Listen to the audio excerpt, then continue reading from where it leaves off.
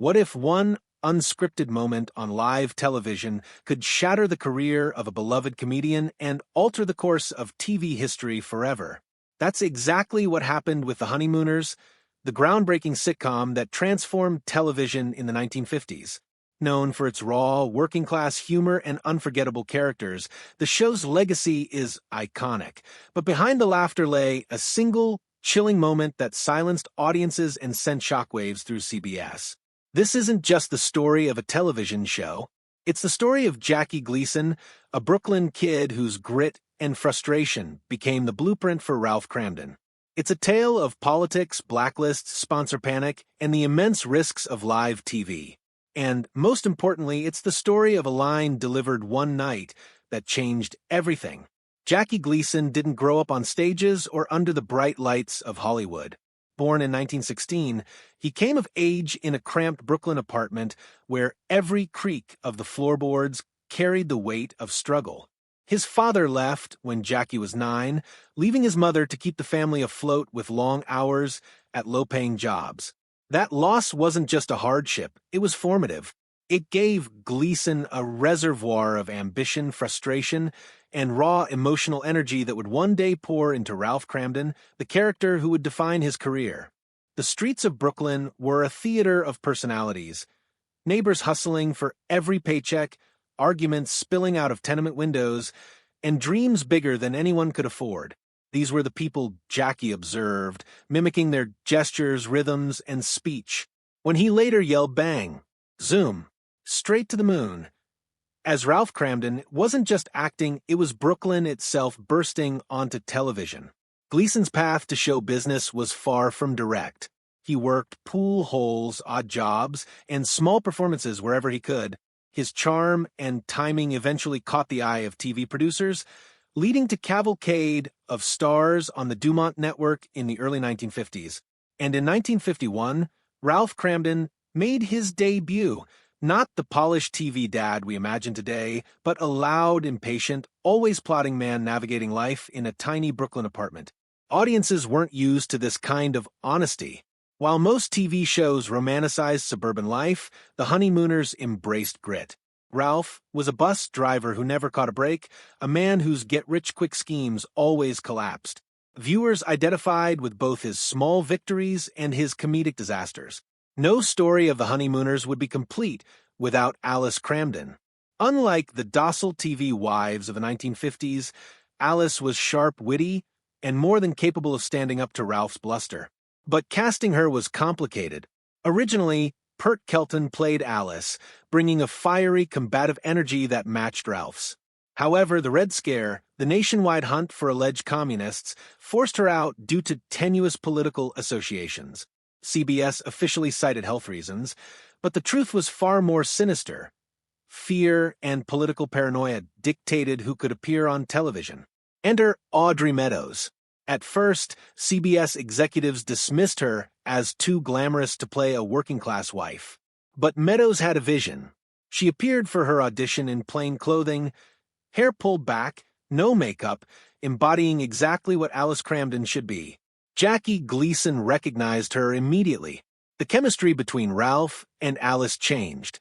Where Kelton had been loud and brash, Meadows brought grounded wit, letting Ralph's fury stand out more starkly and giving the show a new rhythm.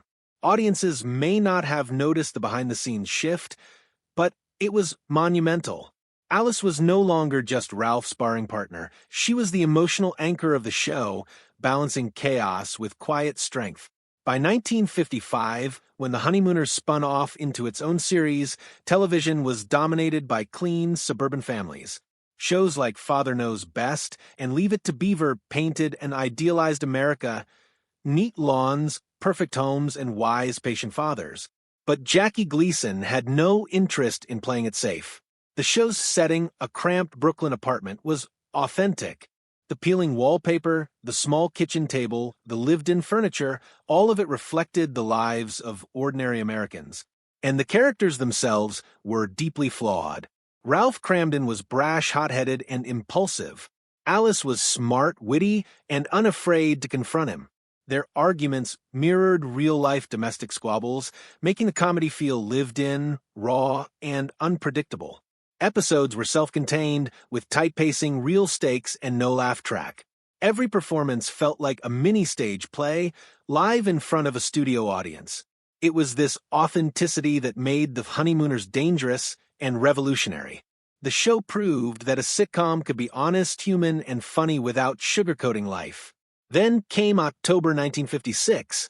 The episode, The Deciding Vote, seemed ordinary. Ralph, convinced his vote could sway a local election, finds himself entangled in misunderstandings and inevitable humiliation. But during a heated exchange with Alice, Gleason delivered his classic bang. Zoom. Straight to the moon. Line, only this time it wasn't funny. His delivery was sharper, colder, and devoid of comic exaggeration. The studio audience, accustomed to laughter, fell silent. Crew members backstage froze mid-task. For the first time, Ralph Kramden seemed genuinely dangerous rather than endearing. The moment wasn't a misstep. It was an unfiltered glimpse of raw emotion on live television, something audiences had never seen. Letters poured into CBS. Not praise, but concern. Sponsors were uneasy. Live broadcasts were inherently risky, but this incident crystallized the danger. The comedy's realism had tipped into discomfort. Audrey Meadows had sensed the risk herself. The line had crossed a boundary. Behind the scenes, executives panicked. One major sponsor threatened to pull funding unless the show toned down the edgier moments. And just like that, without a public announcement or farewell episode, The Honeymooners ended after its original 39 episodes. For Jackie Gleason, the cancellation wasn't just a career setback, it was personal. Ralph Kramden was a part of him, shaped by years of struggle and live performance. Losing the show meant losing the one space where he could fully inhabit that creation.